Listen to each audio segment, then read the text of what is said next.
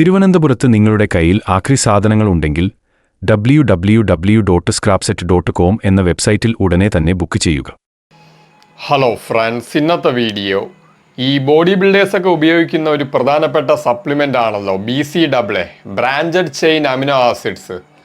അപ്പോൾ ഈ BCAA ശരിക്കും പറഞ്ഞാൽ നല്ലതാണോ അല്ലെങ്കിൽ അപകടകരമാണോ എന്ന വിഷയത്തെക്കുറിച്ചാണ് ഇന്നത്തെ വീഡിയോ.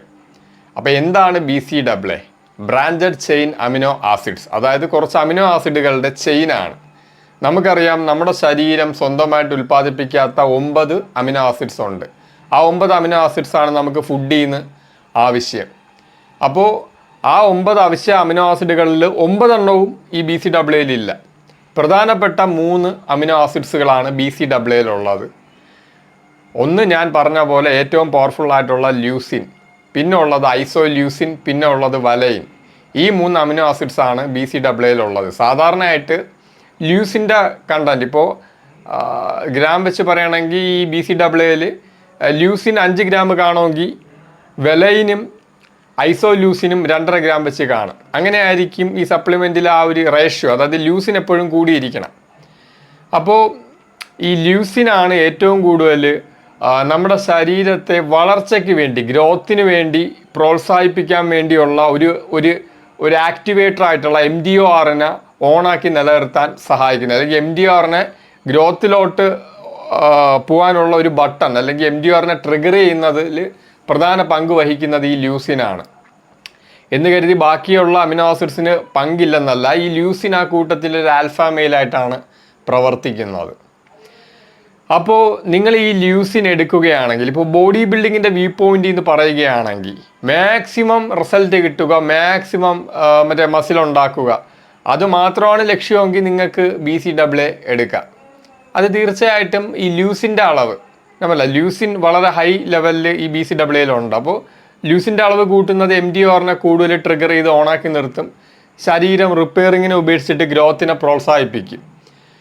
അപ്പോൾ ഒരു ബോഡി ബിൽഡർ, അതായത് എനിക്ക് ആരോഗ്യമൊന്നും പ്രശ്നമില്ല, എൻ്റെ ആരോഗ്യം പോലും കുഴപ്പമില്ല, എനിക്ക് കുറേ മസിലുണ്ടാക്കി ഇരിക്കണം, അങ്ങനെ ആഗ്രഹിക്കുന്നവർക്ക് ഈ സപ്ലിമെൻറ്റ് കൊള്ളാം. അല്ലാതെ ആരോഗ്യം നോക്കുന്ന ആരെങ്കിലും ഈ കൂട്ടത്തിൽ ഉണ്ടെങ്കിൽ നിങ്ങൾക്ക് പറ്റിയ സപ്ലിമെൻ്റ് അല്ല BCAA. കാരണം ഈ ല്യൂസിൻ ഹൈ ആയിട്ട് അടങ്ങിയത് ഏതാണ്? ഈ റെഡ് മീറ്റിൽ, അതുപോലെ തന്നെയാണ് മുട്ടയിലൊക്കെയാണ് ഉള്ളത്. ഇപ്പോൾ ഏറ്റവും കൂടുതൽ ഉള്ളത് ഈ സപ്ലിമെൻറ്റ് ഫോമിൽ വരുന്ന വേ പ്രോട്ടീൻ അല്ലാതെ ഈ മീറ്റിലും മുട്ടയിലൊക്കെയാണ് ഉള്ളത്. അപ്പോൾ എവല്യൂഷണറി ബയോളജി അനുസരിച്ച് ഈ ല്യൂസിൻ ഇത്ര ഹൈ ആയിട്ട് ഉള്ള ഈ പ്രോട്ടീൻ നമുക്ക് ഇടയ്ക്കിടയ്ക്കേ കിട്ടുള്ളൂ, ഈ ഡെയിലി ഒന്നും കിട്ടത്തില്ല. അപ്പോൾ നമ്മൾ അങ്ങനെയാണ് പരിണമിച്ച് വന്നതെന്ന് മനസ്സിലാക്കണം. അപ്പോൾ നമ്മൾ ഈ BCAA സപ്ലിമെൻ്റ് എടുക്കുമ്പോൾ ഈ പ്രകൃതിയുടെ വിരുദ്ധമായിട്ട് ഒരിക്കലും കിട്ടാത്ത രീതിയിൽ ഇങ്ങനെ ഡെയിലി ഹൈ ല്യൂസിനുള്ള ഈ പവർഫുൾ അമിനോ ആസിഡ്സ് പ്ലസ് നിങ്ങളുടെ ഡയറ്റിൽ നിന്നുള്ള ബാക്കിയുള്ള പ്രോട്ടീൻ, ബാക്കിയുള്ള അമിനോ ആസിഡ്സ് എല്ലാം കൂടെ മിക്സായിട്ട് ല്യൂസിൻ വലിയ അളവിൽ ട്രിഗറായിട്ട് നിങ്ങൾക്ക് കിട്ടും. അപ്പോൾ നിങ്ങളുടെ ശരീരം പരിണമിച്ച് വന്നതിന് തന്നെ എഗെയിൻസ്റ്റ് ആവും. അതായത് നിങ്ങളുടെ പരിണാമപരമായിട്ടുള്ള നിങ്ങളുടെ അടിസ്ഥാന DNA സീക്വൻസിലുള്ള എല്ലാ കാര്യങ്ങൾക്കും നേരെ എഗെയിൻസ്റ്റ് ആവും. അപ്പോൾ ല്യൂസിൻ ഇങ്ങനെ ഉള്ളതുകൊണ്ട് തന്നെയാണ് MDOR ഓഫ് ആവാതെ ഓൺ ചെയ്തിരിക്കും. ഇപ്പോൾ MDOR ഓഫ് ആയാലും AMPK എന്നൊക്കെ പറയുന്ന രീതിയിൽ AMPK ഓണായിട്ട് ഓട്ടോഫാജിലോട്ട് പോവുള്ളൂ, അതായത് ശരീരം നന്നാക്കലിലോട്ട് പോവുകയുള്ളൂ. അപ്പോൾ ല്യൂസിൻ നിങ്ങൾ ഉപയോഗിക്കുമ്പോൾ അത് നിങ്ങളുടെ മസിൽ ഗ്രോത്തിന് നല്ലതാണ്. ഞാൻ പറഞ്ഞല്ലോ, ഈ പരിണാമപരമായിട്ട് ഈ മസിലും ദീർഘായുസും തമ്മിൽ ബന്ധമൊന്നുമില്ല, അതാർക്കും അധികമായിട്ട് അറിയത്തില്ല. ഈ കുറേ മസിലുണ്ടാക്കി ഇങ്ങനെ ഇരിക്കുമ്പോൾ അതിൻ്റെ അർത്ഥം നിങ്ങൾ MDOR-നെ ഓണാക്കി നിർത്തി, അതുപോലെ തന്നെ IGF റൈസ് ചെയ്ത് നിർത്തിയിരിക്കുകയാണ്. നിങ്ങളുടെ ശരീരം ഗ്രോ ആവും, വലിപ്പം വയ്ക്കും, പക്ഷെ അത് അതേസമയം നിങ്ങളുടെ ദീർഘായുസ് കുറഞ്ഞുകൊണ്ടിരിക്കുകയാണ്, ഏജിങ് ഫാസ്റ്റ് ആക്കും.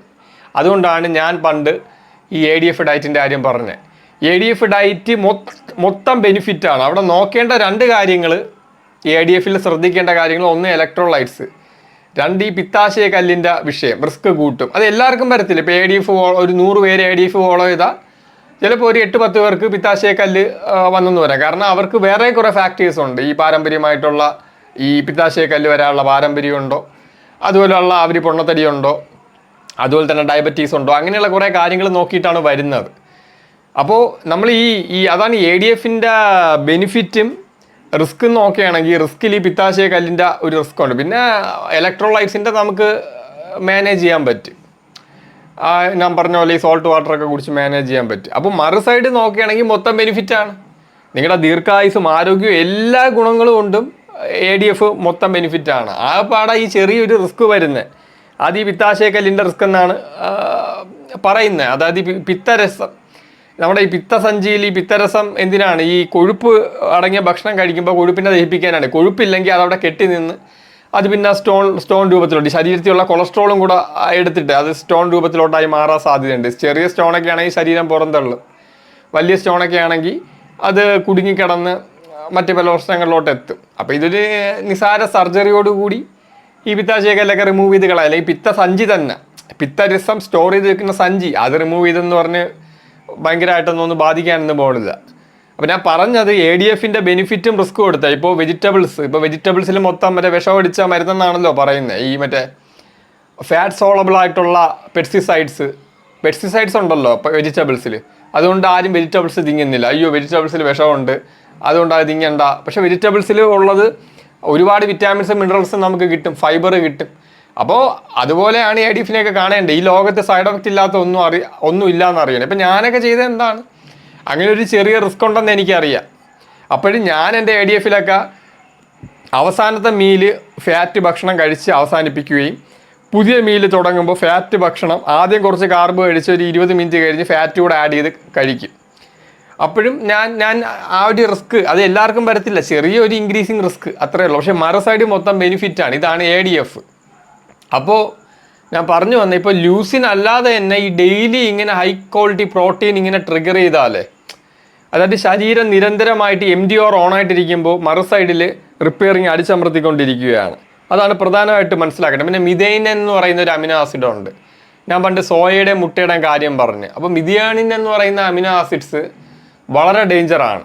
ഈ ലോങ്വിറ്റിക്ക് ഒക്കെ ഭയങ്കര ഡേഞ്ചറാണ്. അപ്പോൾ എല്ലാം കൊണ്ടും ഇത് ഗ്രോത്തിനെ മാത്രം പ്രോത്സാഹിപ്പിക്കാൻ സഹായിക്കുള്ളൂ എന്ന് അറിയണം.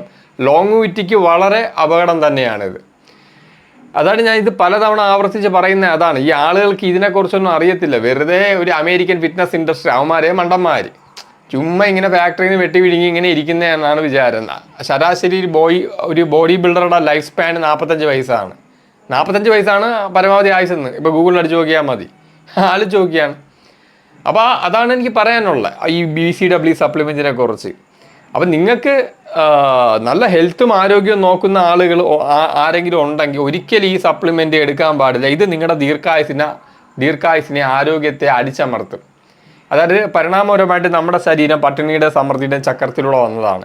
നമുക്ക് ഇറച്ചിയൊക്കെ വല്ലപ്പോഴും കിട്ടും വേട്ടയാടുമ്പോൾ. ആ സമയത്ത് ശരീരം ഗ്രോത്ത് മോഡിലോട്ട് പോവുകയും പിന്നീട് ഇറച്ചി കിട്ടാതിരിക്കുന്ന സമയത്ത് റിപ്പയറിംഗ് മോഡിലോട്ട് പോവുകയും ചെയ്യും. ഇത്രയും ഹൈ ലൂസിനുള്ള അതിൻ്റെ സെക്കൻഡറി ആയിട്ടുള്ള ഐസോലൂസിനും വെലൈനൊക്കെ ഉള്ള ഇത്രയും പവർഫുൾ അമിനോ ആസിഡ്സ് എക്സ്ട്രാ കൊടുക്കുമ്പോൾ അത് ഈ AMPK അടിച്ചമർത്തും. അതായത് MTR ഓണായിട്ട് നിൽക്കും. MTR ഓഫായാലും റിപ്പയറിലോട്ട് പോകും. അപ്പോൾ ഒരിക്കലും ശരീരം റിപ്പയറിനെ ഫോക്കസ് ചെയ്യാതെ നിരന്തരമായിട്ട് ഓണായിട്ടിരിക്കും. അതാണ് ഈ BCW സപ്ലിമെൻറ്റിൻ്റെ ഒരു പ്രശ്നം എന്ന് പറയുന്നത്. അനാവശ്യമായിട്ട് ഗ്രോത്തിനെ ട്രിഗർ ചെയ്യും. അപ്പോൾ അതാണ് എനിക്ക് ഈ സപ്ലിമെൻറ്റിനെ കുറിച്ച് പറയാനുള്ളത്. അതുകൊണ്ട് ലോങ്വിറ്റിക്ക് വേണ്ടി നോക്കുന്ന ആളുകൾ ഒരിക്കലും ഈ സപ്ലിമെൻറ്റ് എടുക്കരുത്. നിങ്ങളുടെ ദീർഘായുസിന് വളരെ അപകടമാണ്. ഇനി എന്ത് ചത്തുപോയാലും കുഴപ്പമില്ല, എനിക്ക് എങ്ങനെയെങ്കിലും കുറേ മസിലുണ്ടാക്കണം എന്ന് വിചാരിക്കുന്നവർക്ക് പോയി എടുക്കുക. ഇതാണ് പറയാനുള്ളത്. അപ്പോൾ ഓക്കെ ഫ്രണ്ട്സ്, സീ യു. തിരുവനന്തപുരത്ത് നിങ്ങളുടെ കയ്യിൽ ആക്രി സാധനങ്ങൾ ഉണ്ടെങ്കിൽ www.scrapset.com എന്ന വെബ്സൈറ്റിൽ ഉടനെ തന്നെ ബുക്ക് ചെയ്യുക.